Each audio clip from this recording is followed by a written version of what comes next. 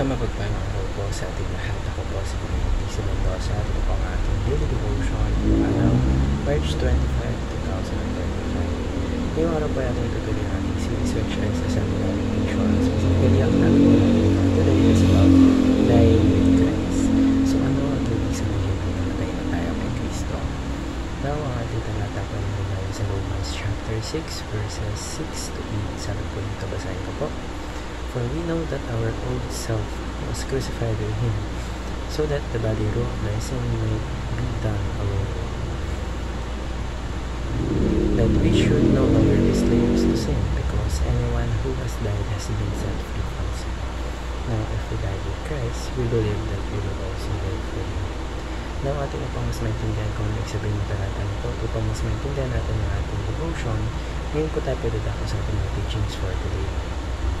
So, una po, sabi ko dito, basahin ko po. Dying with Christ means dying to the old self. So, pag-follow po sa ating Panginoon sa Kristo, ibig sabihin po nito, iiwan na po, or iniwan na po natin yung sarili natin, yung old self natin, yung old way of thinking natin, yung old way of living natin, and yung desire natin must be put aside as we embrace a new identity in Him. Ikalawa po, dying with Christ means crucifying our sins. So yung sin po, it no longer has control over those who belong to Christ.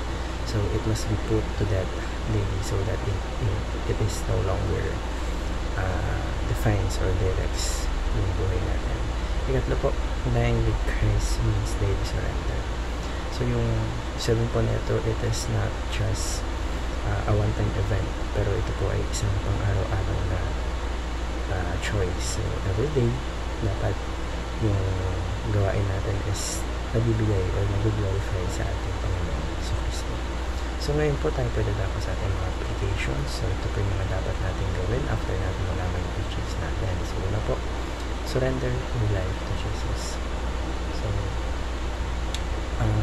itong una nating application, ibig sabihin dapat you give your all to Him. Give Him control over every aspect or every part of your life. So, tiwala ka sa Kanya, sa future mo, sa mga struggles mo, and your purpose. Ikalawa po, crucify the desires of the flesh. So, huwag mong hayaan na yung sinful desires mo is mag-rule over sa sarili mo. Dapat ma-recognize mo sila, and i-recheck mo sila, and palitan mo sila ng desire of God. Tatlo po, die and live for Christ.